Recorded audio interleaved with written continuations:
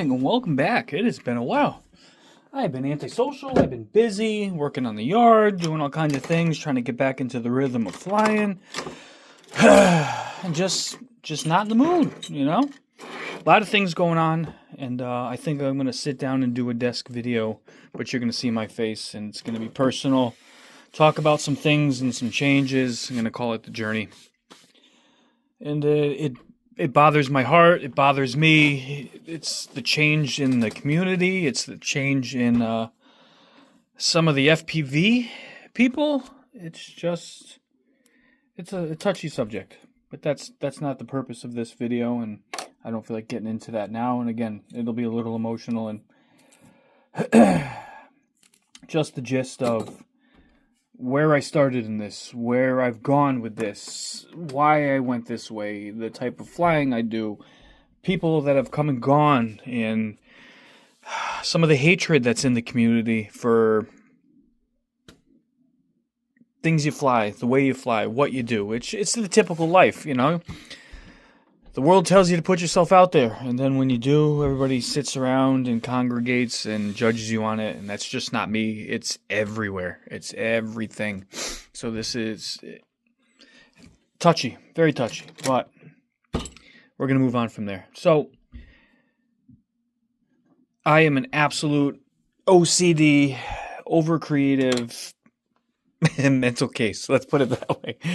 When I have an idea of something I want to do, I go and do it, and I go to the extreme. I don't do anything half-ass, especially car audio. That's a running joke. I finally got the truck done, the fourth rendition of my subwoofer enclosure, and if you were blindfolded and you sat in my vehicle and you heard the sound and how much you can feel and how much vibration is created from this monster in a truck, you'd be amazed. And that was just, you know, I'm come to terms with owning and being proud and excited of my creativity, because sometimes you can't turn it off. I'll wake up in the middle of the night and it'll be just pure mayhem in my head because I am still overthinking this project and what I can do. I have turned that around and kind of made that a blessing because it helps me get to where I go with projects, and I'm very proud of that. It's taken a long time to own, I want to say, creativity, insanity, genius, whatever way you want to word it, but it's taken some time for me to personally accept it, be proud of it, and I like making changes. I like standing out. I like making waves, and that comes from my history and being bullied and being afraid of who I was to be like, hell yeah, that's me. That's the explicit way, and wanting to stand out. And with no further ado, here is part one of what I'm going to show you. Obviously, it's not going to be for everybody or anybody other than me. Who knows? But this is me. It's a piece of art. It's confusion. It's a little bit of everything. I have this off because I was swapping out the batteries. So I'll get into it. You know, kind of not horror themed, but going with a unique style of pulling through the darkness, leaving some of that behind. It's almost like a spirit thing, like a negative attachment, how you will. I don't want to get over involved with the thought process in this, but through horror movie genre and stuff I've watched, kind of pulling along that edge, if anybody can see the vision. And again, I'm not getting really close. I apologize. But I bought from Decal Girl this sort of green, there's texture. I want to call it camo, but it has some other light tones in it. And I wanted to make it my own. I couldn't put some of the vinyl on. Can't lift that up.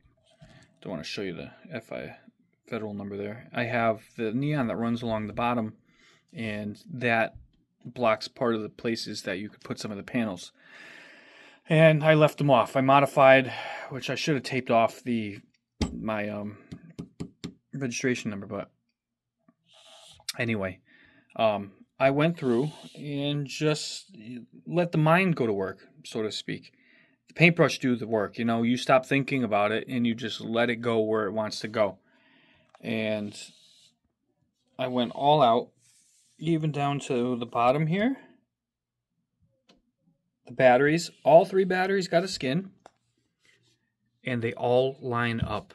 I kind of did like a stitches mark here. on all of them. They were all individual and unique in their own way, which is really cool, I think. And then I went to town and just kept going. Like I said, there's some stuff underneath, but you get the gist. I think it came out pretty freaking cool. I'm very happy with it. I got to fly this at it's not a bando, but there were abandoned buildings. It was an old oil refinery type place here in Connecticut with Ghosts of FPV, which was a lot of fun. And every time I fly this, I am just simply amazed with how smooth it flies. And I thought the Avata 1 was a great drone. Still think it's a great drone. And it did everything I wanted it to do. This just flies significantly better. And I'm going to still fly the living shit out of it if I don't sell it. It's so much quieter. So much quieter. Absolutely love it. You can fly right by yourself and you're not deaf. You can hear the people talking to you. So, because usually when we fly, we're within a close enough proximity to communicate, just far enough away so our signals aren't cramming against each other. Hopefully they start making props. I definitely need to find some green props. I'll do some green and some blue. I'll mix it up. Green and black, mix it up. The motion controller, I just put it away. I did a video on it the other day if you guys didn't see it. If you're not subscribed, that's why. Using the motion controller. F and Chet has the Avata 1 and he's got the motion controller too. And we sent him off into the woods behind my house and challenging ourselves to shoot the stupidest, tiniest gaps. And there was some decent wind. So precision is involved. And that controller, if you're one of those people out there, I'll never fly that. That's the dumbest thing I ever heard. I was one of those guys. Thought it was the dumbest thing. Your traditional FPV freestyle knucklehead, well, that's stupid. As soon as you put this in your hand and you realize what you're capable of doing, more for exploring, more for chill stuff, and then when you turn on the head track and it's a whole other world. But we'll save that for another day. Don't knock it. It's super, super fun. Off topic. Anyway, so yeah, I have got 3 hours.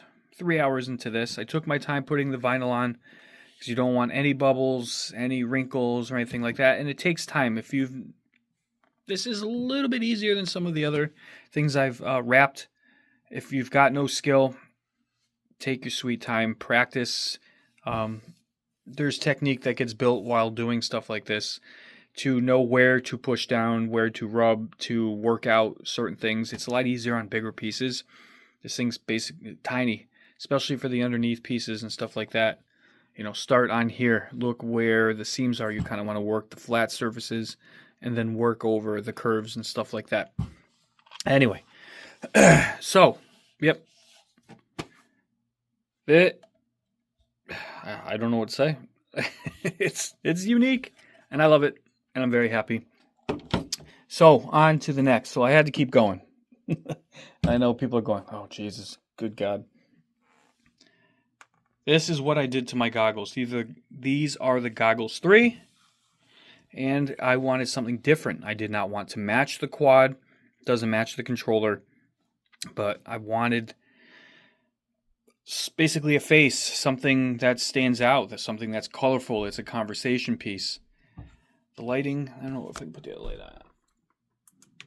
That's a little bit better. This thing is brilliant. It's super detailed.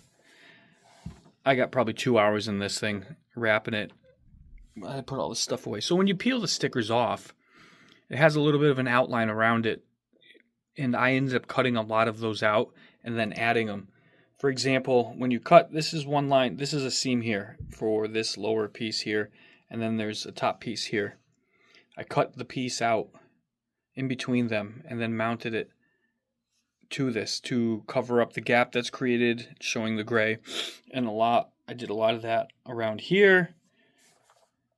All along this edge, like in here, trying to create one full piece. And yeah, because it's a sticker and stuff like that, and you have to stretch, there are some lines that don't line up. I get it. As somebody that's OCD, they stand out like a sore thumb to me. But quick look, without staring completely at it, you won't even know. And it goes all the way around. The only weird thing is that they don't give you a piece for right here. I couldn't even make a piece if I wanted to because there wasn't enough left over. But whatever. But again, Decal Girl, You can just search basically any quad drone type thing, and they have all DJI stuff, and I'm sure a bunch of other. That's where I got. Is my controller over here? Hold on. Again, the controller doesn't match, but I wanted a style. So that's the controller 3. I 3D printed the pieces, and there's for the Avata 1. But that's the setup I have on that. So a little bit of everything. I think it is a good option if you're looking to make it your own without going completely crazy. This stuff will peel off. You can change it out down the road when it gets dried out or old or whatever. Excuse me, that was dinner. Definitely recommend it. Again, I am somebody that doesn't leave anything alone. I like to modify, make it personal, make it unique. That's just me. You know what I mean? So you can even see the teeth. I went in there and I added extra pieces so you could see all of the edges of the teeth. And it looks good because I don't see them through the camera, which is really cool. But I'll leave you on that. Like I said, Decal Girl, big shout. Very happy with the product. I have a couple other things I had from her too. Game controllers. Like they do game controllers and stuff like that. So there it is. There's a combo for you. So I dare put it out there to let me know what you think. Do you like it? Do you not? What would you change? Do you like the color? And it's cool because it's not shiny. It's more matte than anything else. I don't know if that transfers on the camera enough. I wish. How cool would that be if you had a tiny little red LED? Yeah, I know I'm nuts. Just to add to that sheen from the eyes. But in person, they are super bright. And in real light, like sunlight, when I brought them upstairs to show my wife yesterday, she's like, wow, it looks like they're freaking glowing. So, thanks for watching. I look forward to your comments and stuff like that, see what you guys think. Again, it's not about what I'm flying. It's about the work that's being done. And again, I'd love to hear your thoughts. Would you buy the Avata 2? Is it something for you? I think that is one of the greatest conversations that's out there right now, is who is it for? Would you fly it as a seasoned pilot, or would you fly it as a super beginner? You know, there's a lot of cool conversation around this, and I personally speak very highly of the Avata 1 and 2 as a very seasoned pilot for what its capabilities are, and again, for the style flying that I'm into and the crew. That is the exact perfect tool for us to do what we need to do. The reliability of it has been phenomenal. I like a lot of the features it has to offer. And again, if you want to know more, hit me up. I am here for you. So, thanks for tuning in. I appreciate your time. Peace out.